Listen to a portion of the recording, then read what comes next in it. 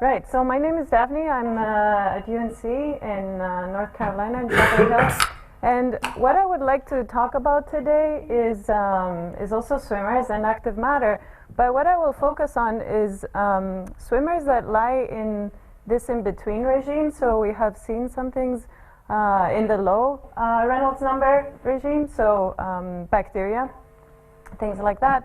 And we didn't hear so much in this conference, but you may recognize schools of fish and flocks of birds. But what I'll be talking about and what the main message of this talk will be, if you're going to work on your own stuff for the rest of the talk, is that the main message is that to convince you that there is this in-between regime when it comes to active matter in fluids, when it comes to swimmers in fluids, that is the intermediate regime, where we're not in Stokes flow and we're not really in the high Reynolds numbers regime, and that the behavior there may be very different and it's not really explored. So let's see, is this working?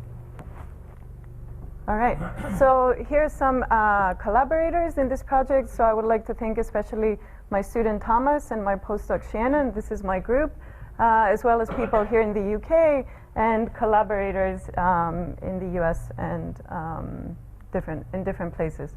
So I would like to start off with this motivation. I'll go through it quite fast because I think the audience knows about active matter. But the main points I would like to make, so this is a slide showing many different kinds of active matter. And the things that I would like to point out are that we see active matter across many length scales. So from very small things to quite large. So these are quite small, and then they get larger, people and microscopic and so on. The other thing I would like to point out is that we see active matter in many different environments. So in nature, we observe this sort of collective behavior in fluids, in water, in air, on substrates. So this is, we see this in all these different systems. And another thing I would like to point out, and this we see a lot in biology, is that we can get the same behavior, we can get the same phenomena, or what looks like the same phenomena from very different interactions, right? And this is interesting, and we may have to be a bit careful.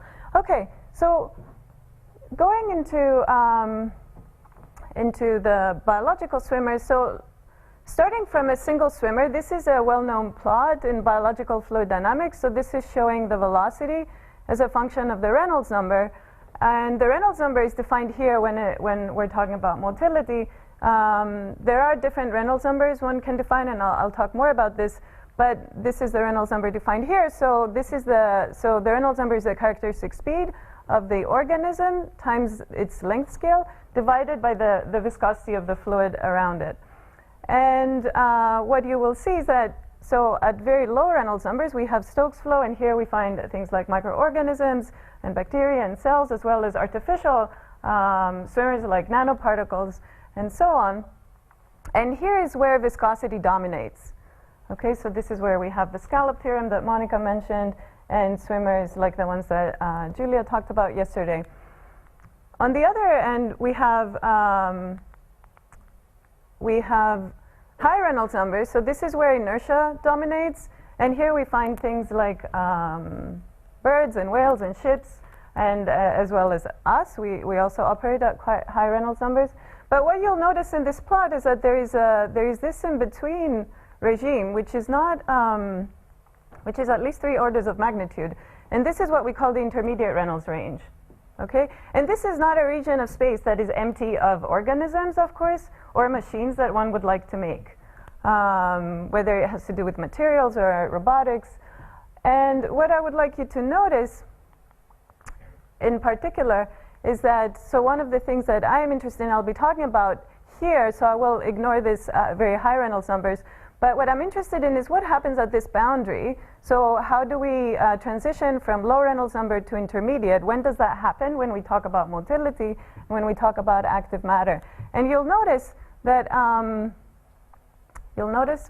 here, that the dashed lines, there are dashed lines here, so the boundary between them is not really clear. Of course, it is clear when we talk about flow past the sphere, right? So this is the textbook. This is the textbook stuff.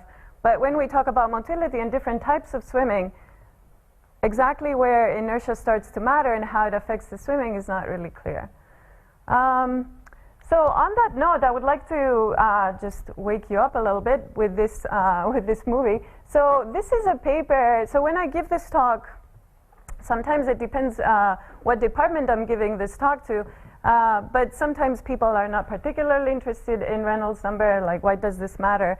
But I would like to point out that a lot of the organisms that actually end up in this intermediate regime, when they're born, they're actually operating in Stokes flow, because as they grow in size, they transition. And they change physiologically as well. So these are it's a very interesting regime where this happens. And you may imagine, if you're in material science, you may imagine that this is something that we could utilize. Like this transition we could use when we design either swimmers or suspensions. I'm sorry, so when you have the dashes, Mm-hmm. are you saying there are no animals in there either? No, there are. There are animals even in the dashed regions? Yes. Oh, in here or here? Absolutely. I mean, there are animals everywhere, right? There's that swim, that fly, plankton. Yeah, sorry. This plot is showing mostly the insects, but there are swimmers as well. Absolutely. And in fact, so the video here.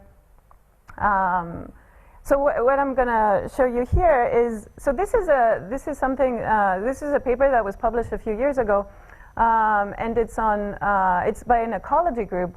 So this is sort of demonstrating what it means to live on the boundary. I mean, there are other papers and there's a lot of interesting literature there, but this is something that I found really fun to see. So what they're talking about is that, so it's been known in ecology that larval fish, so fish when they're very small, they die at a 99% rate, which sounds crazy, but this has been known since 1914, but it's not been known why. And so what they claim in this paper is that the reason it happens is because of what they call hydrodynamic starvation. And I'll show you what this means. So what they're saying is that essentially larval fish are quite small when they're born, and so the Reynolds number is quite small, even though in fact it's not really what we would it's not that tiny.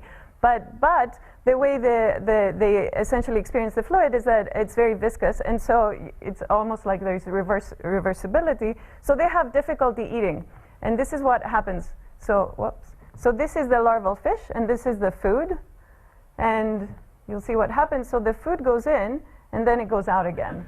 So this is a demonstration of the scallop theorem, essentially, right? So the mouth of the fish is the scallop. It sucks in so it can't eat, okay, if it doesn't break time reversibility.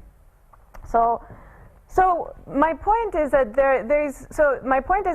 both in biology but also in applications, it's very interesting to look at what happens in this boundary.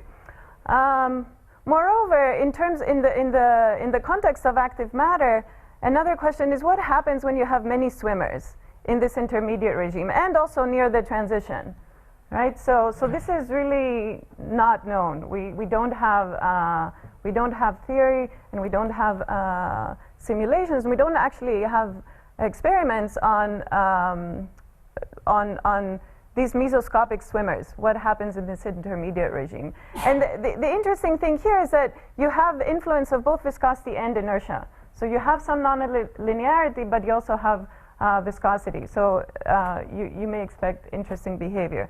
Another thing that I find really interesting in this regime is that essentially what we call intermediate Reynolds range is not something that has unifying principles, but it is what isn't the other two. So everywhere that we can't make the Stokes assumption, everywhere that we can't say we're at high Reynolds numbers, we say it's intermediate. But if you look at the various phenomena, what you'll see is that what happens at Reynolds number 1, 10, 100, and 500, these are all in the intermediate regime, is not the same.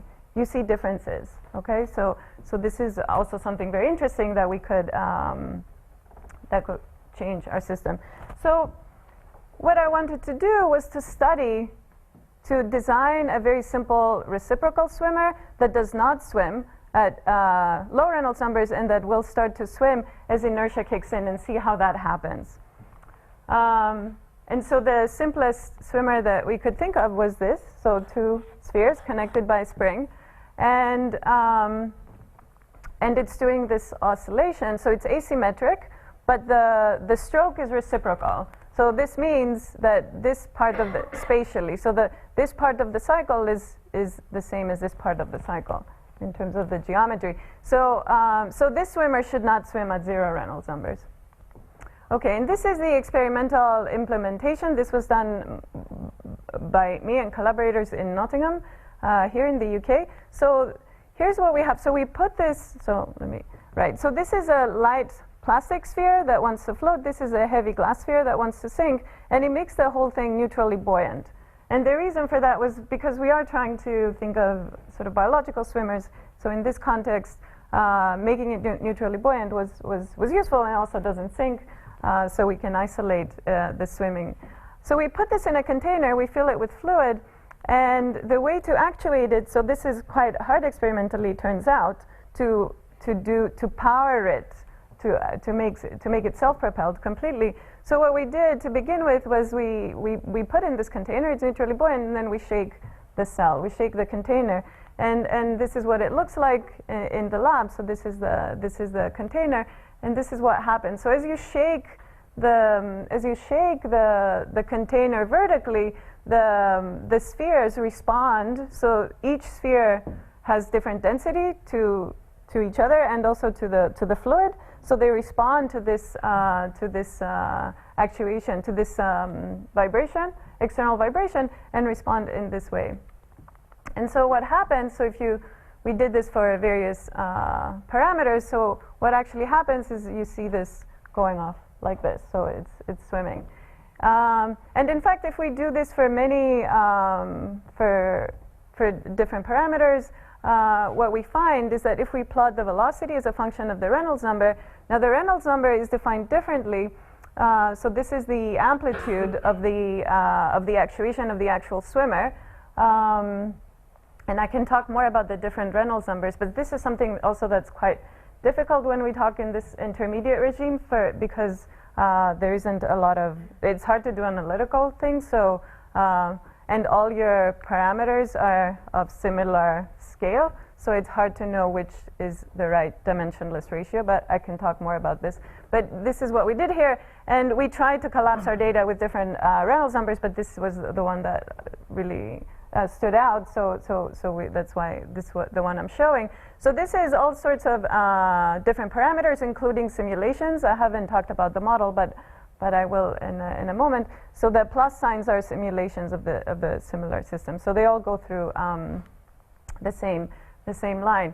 And the point here is basically that below a certain Reynolds number, it looks like there is a non-set where below which there is no swimming, so there is actuation, but there is no swimming, and there is and above which we see the thing go off. So here's, it's a little dark, but actually if you focus here, so this is below this transition.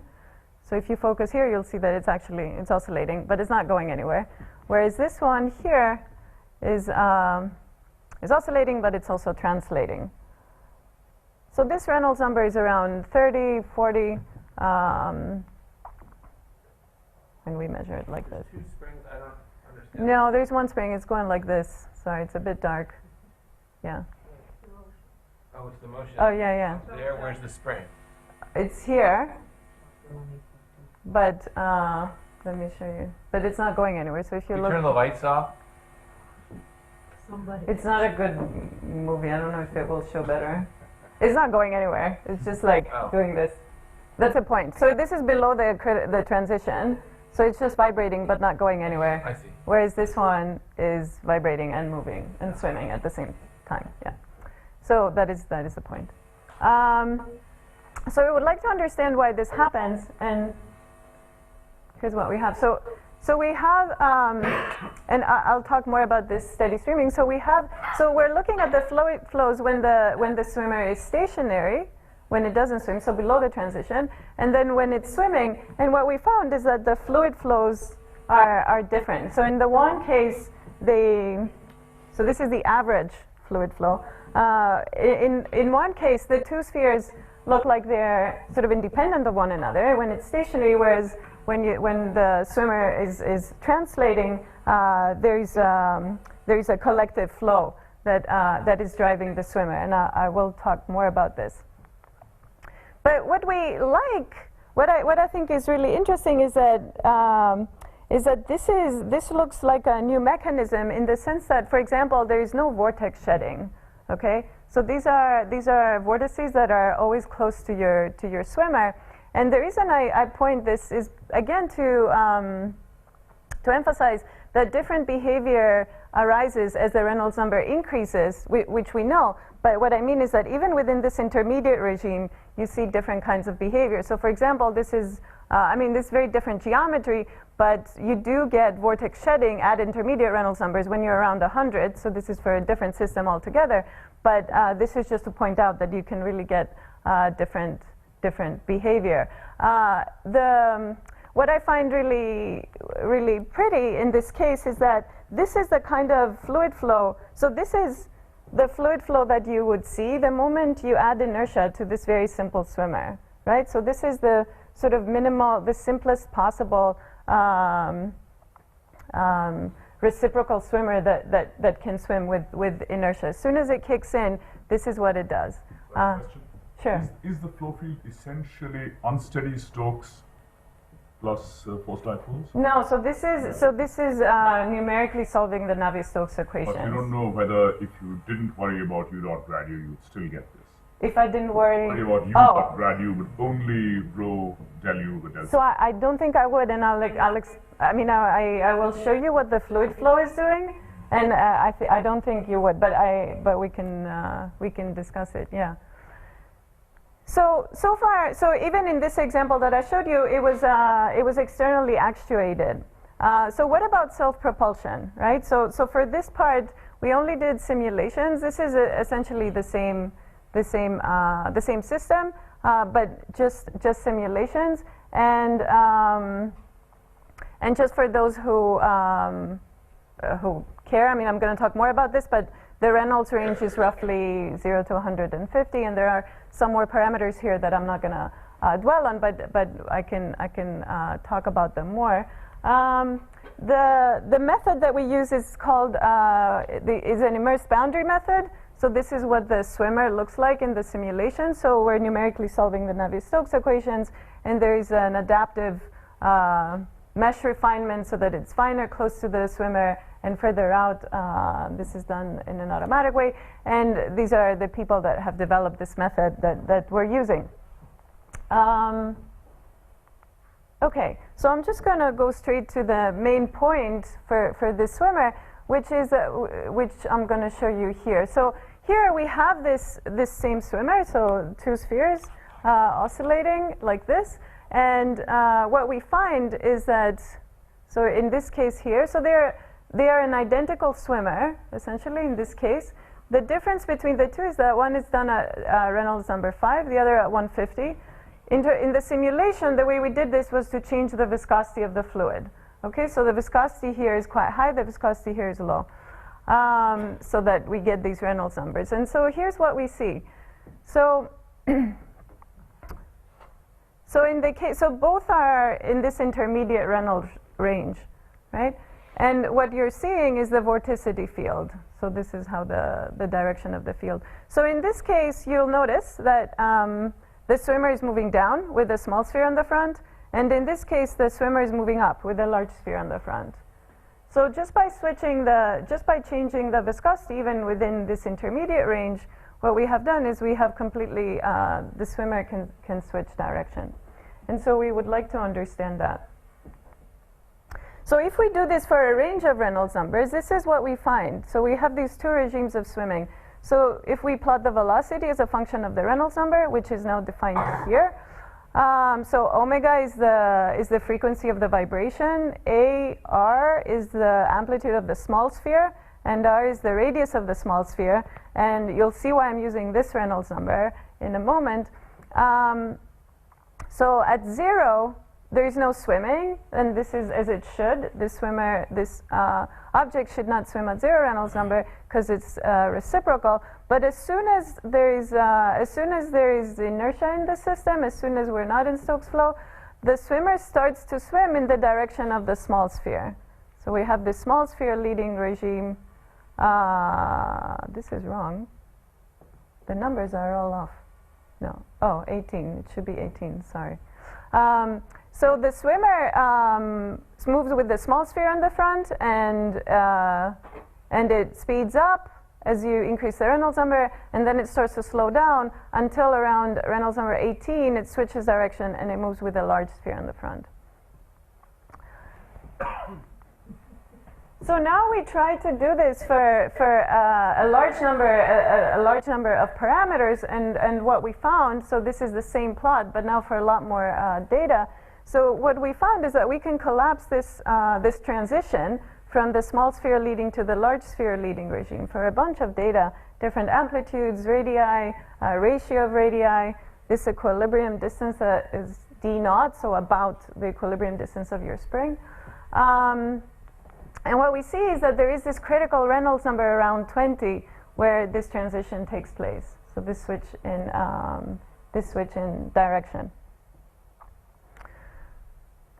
And if you notice the Reynolds number here, so this is essentially a Reynolds number for the small sphere.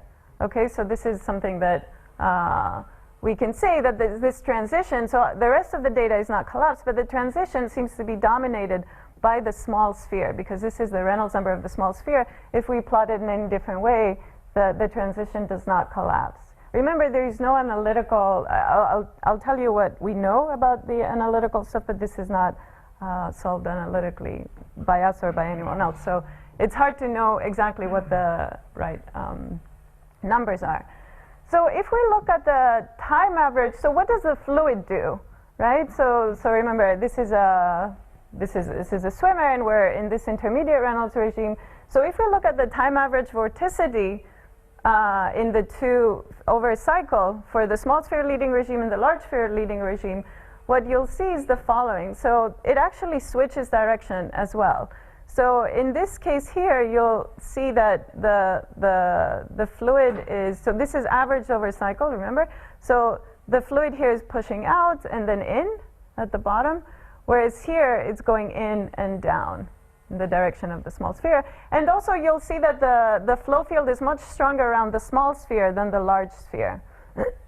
This is partly because we're keeping the forces opposite and equal on the two spheres. The small sphere has a much larger amplitude, which you can see here, right? So this is kind of this makes sense that it's stronger around the small sphere. But this may remind you, if you are in this community, of the pullers and pushers that we see in Stokes flows, right? So in Stokes flows, we have these squirmer model of pullers and pushers. This is more like, what are they called? Algae or chlamydomonas, and these are more like bacteria. So these have their swimming appendages on the front, and they pull fluid in, right? So in the direction of swimming, they pull fluid in. In this case, the pushers, they push fluid out and move forward in this way. So our swimmers have this average flow, but remember that here we're not making any assumptions on our flow field. This is something that comes out of the simulation, of the experiment. So we still have, so this is an interesting analogy, and I think it's very interesting to think about this further. But going back to our swimmers, why does the flow change, and why does the swimmer switch direction? So now I need to tell you a little bit about what happens in the fluid flow. And I'm going to go back to what happens for a single sphere. So there's this phenomenon called steady streaming, and if you're in fluid dynamics or engineering, you may have heard of acoustic streaming, so it's a very similar thing. And steady streaming is a non-zero time average, essentially. So we're going to look at what happens to the fluid when you have a single sphere, a rigid sphere, oscillating at intermediate Reynolds numbers. What does the fluid do? So what happens? So we have this single sphere. So when the sphere, so in the first half of the cycle, the sphere moves up. It creates some vorticity behind it. The direction of this vorticity is known. We know what the direction is from fluid dynamics, because fluid wants to go where the sphere was. Okay, so it creates this vorticity. In the second half of the cycle, the sphere is moving in the opposite direction. It creates some vorticity behind it, which is swirling now in the opposite direction. So if we were at 0 Reynolds numbers and we took an average, we would get 0 fluid flow. Okay, because the two half of the cycle would of the velocity fields would cancel each other out. Of course, they wouldn't look like this. They would be laminar flows, but nonetheless, they would give you an average of 0. But here, we're not at 0 Reynolds numbers. So what we have is we have these fluid flows that persist. So these vortices persist, and actually alpha prime is a vortex ring. So you can imagine it like a slinky spring around your sphere. Okay. And beta prime is another vortex ring. So there is a vibrational symmetry about the axis. There is a rotational symmetry about the axis of vibration, which is this one here. Okay, so these persist because of the nonlinear nature of this of the fluid, and in fact it disturbs the fluid further out, which creates a secondary vorticity that is now swirling in the opposite direction, so that the vortices, of course, agree here on their interface. So this is going counterclockwise, this is going clockwise, right? And this is true for all of them. So this was shown analytically in the 60s by Riley, and I'll talk about him in a second. What is really interesting is that this fluid flow, so this is the average fluid flow around a single sphere oscillating at intermediate Reynolds numbers. What is really interesting is that this is steady. So this is not the oscillatory part of the flow field. This is what remains. So and this has been shown analytically.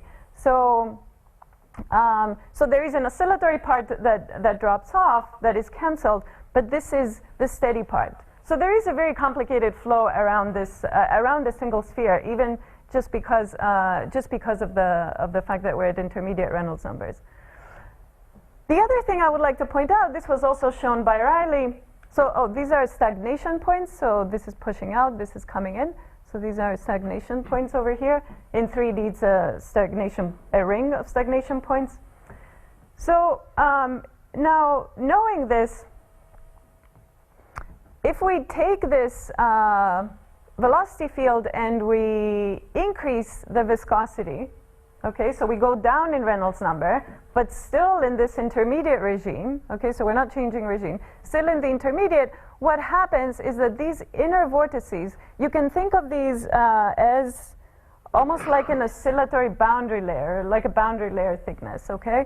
So these inner vortices. So as you increase the viscosity, go down in Reynolds, these inner vortices expand spatially, okay, shown here. So the direction is the same, but they expand spatially, and the outer ones are weaker, and they move further out, okay? And in the limit that Riley solved analytically, they are completely open as well. So so the red ones here, these lines are the inner vortex rings from here at higher viscosity, okay? So what I would like you to notice is that if we sit at a specific distance from our sphere, in this case, we see a flow coming up, it's pulling up. If we are sitting here, the flow is pushing down. Okay, so there are these two regimes of steady streaming that are known in math. And you can imagine that now, going closer to our system, we have added this asymmetry that is the large sphere. So Riley showed this analytically in this paper, and there were a couple more papers, but what he did was, of course, to do this in a small amplitude compared to the radius. This is the oscillatory boundary layer thickness, delta, and so these are the pictures from his paper. So I put this in quotes because it's not really lower and higher viscosity. This is just to intuitively for you to have an idea of what this means.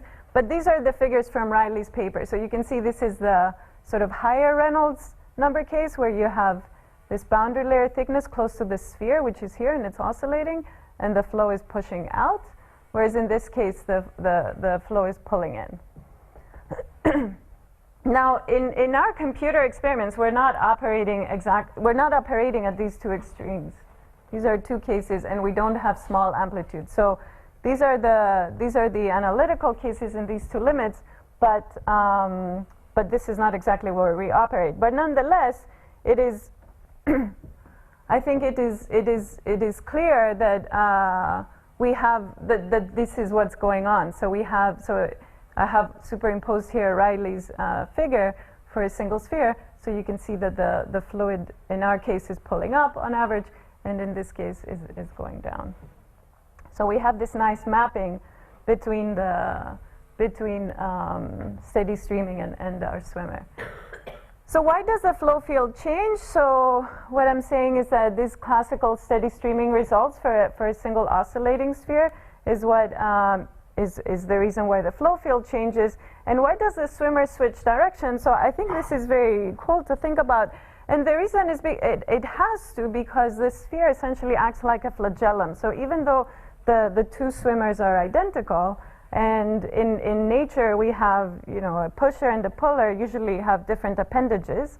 Like for one thing, they have it on the front or on the back, and they look different. In this case, what we have is our small sphere, so exactly the same silly swimmer.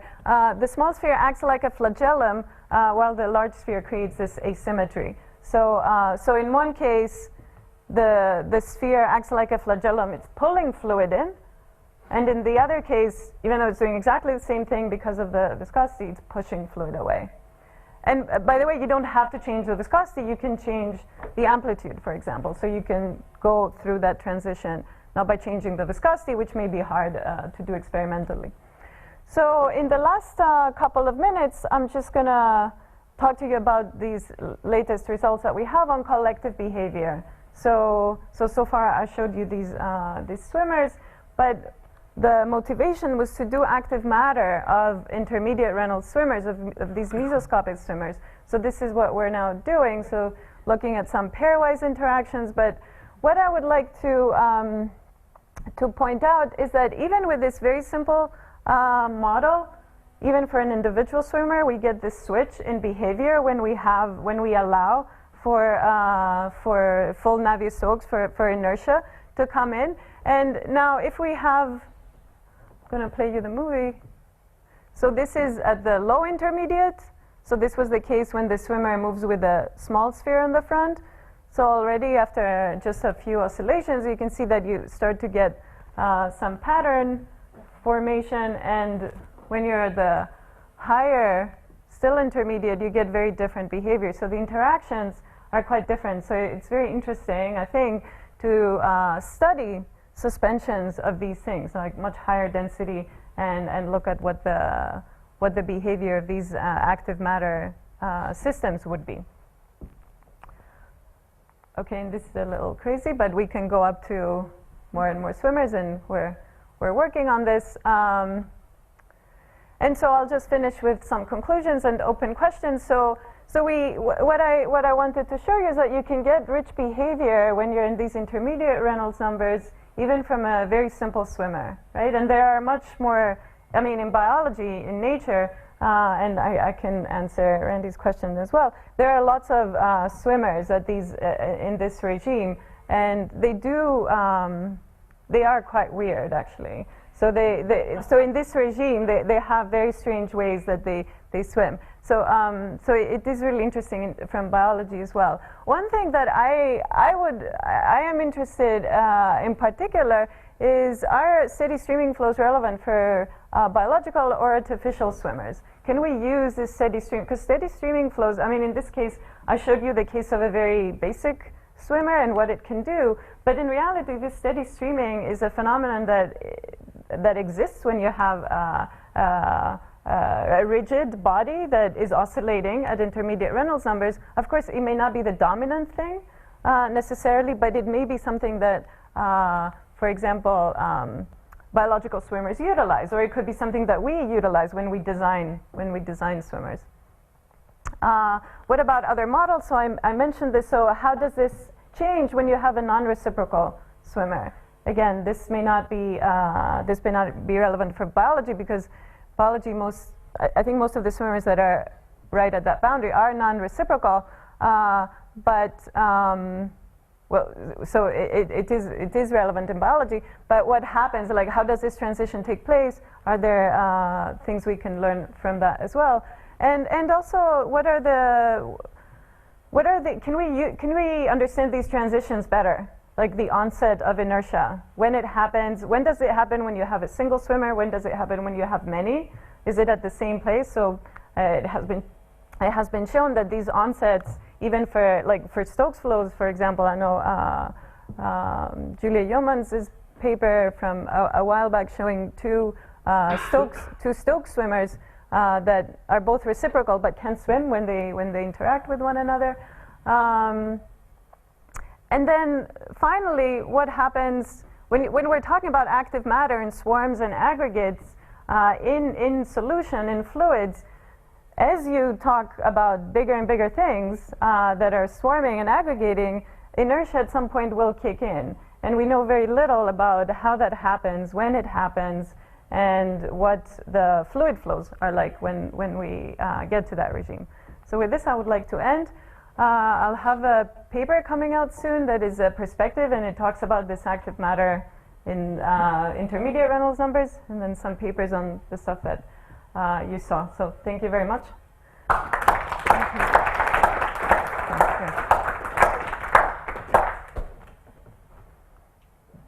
So what is the use of this swimming analysis, some application? Well, so all of this stuff that I was talking about, so one, looking at biological swimmers in this regime at intermediate Reynolds numbers. Yeah, that is the thing, but is there any application? Oh, you mean artificial, like making artificial swimmers? Sorry? I think I can use it. Yeah. Yeah, so for artificial. You would help me a lot. Yeah, harmonica. I don't know if I can. So when we are talking about artificial swimmers, so two things. So two things. One is that when we talk about robots, for example, or kinds of machines, whether they have to do with drug delivery or other applications, like in the ocean or in the air, like insect flight, like little drones that are insect size. So I mean, I think generally in engineering, like we would like to be able to make robots at all sizes. Okay, so we don't want to miss 3 orders of magnitude between millimeter and centimeter, right? Like 0.1 millimeter to like 100 centimeter.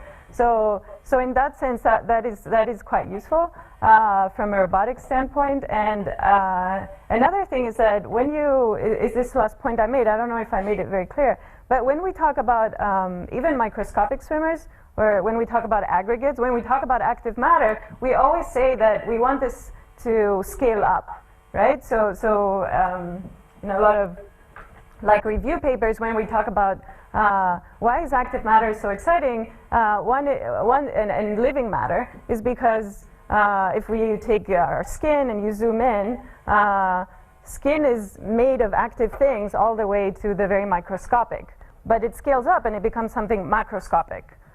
And so the question is, as you aggregate things that get bigger and bigger in size, your length scales get bigger. And if you're in solution, at some point, inertia will matter. So as you form bigger and bigger things, inertia can matter. And the other thing is that even if you have like, so if you are in this boundary between Stokes flow and intermediate, like these are still quite small. They can still be quite small. So even in terms of like sort of more traditional soft matter, we can drive systems that are still like close to the boundary, but in Stokes flows, like colloids that are actuating, and we can drive them by actuating them faster to be on the other side where they have inertia, and then the properties would be different. So for one thing, I mean, what I showed here is that something that doesn't swim in Stokes flow can swim at intermediate, right? So this is a very obvious like transition that you can have between the two. But you can imagine if you're looking at collective stuff, you may be able to do all sorts of things. So these are the things I have in mind. None of this has happened though. So. This is a short, small question. Suppose you equalize the amplitude of the big and small sphere by changing their masses properly. What happens? Yeah, so that's a good question. I haven't done it. It is a very good point. Yeah, I haven't done it yet. So you would have to change the masses because you want these forces to be equal and opposite. But it's it's a good question because this way you isolate some of the because the forces on each sphere. I mean, it's this complicated thing because we're solving Navier-Stokes, so it's not just a sort of Stokes drag. So yeah, it's a very good question. Yeah, very good. Jerome should ask his question while we're sitting.